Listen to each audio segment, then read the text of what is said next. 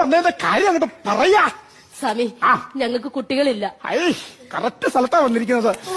ഞാൻ അതെ ട്രൈ ചെയ്തില്ലായിരുന്നു. ഞങ്ങൾ എല്ലാ വർഷവും ട്രൈ ചെയ്യാറുണ്ട്, ഒരു ഫലവുമില്ല.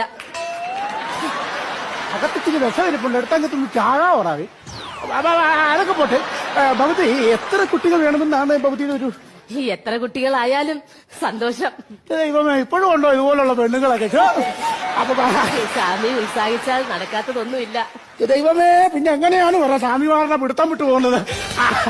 ദൈവത്തെ ഓർത്ത് പുറത്തോട്ട് ഒരു പൂജ പറഞ്ഞു കൊടുത്തോട്ടെ. നാമ എന്ത് പൂജ ചെയ്താലും നമുക്ക് കുട്ടികൾ വേണം. ആയിട്ട് കിടുക്കം ഭർത്താവ് ഇതുപോലെ വേണം പ്രോത്സാഹിപ്പിക്കും. വരിക, ഇങ്ങോട്ട് കയറി നിൽക്കുക.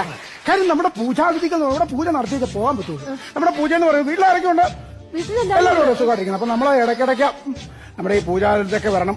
കാര്യം വെച്ചാൽ നമ്മുടെ ഈ ഭയങ്കര വിശ്വാസമാണ്. ഒരു ദൈവത്തിലേക്ക് അടുക്കുമ്പോഴാണ് നമുക്ക് ആ ഒരു ഇത് നമ്മുടെ എന്താ പറയാ ഒരു തേജസ് നമ്മളിലേക്ക് വരിക. അപ്പൊ നമുക്ക് എത്ര കുട്ടികൾ വേണം?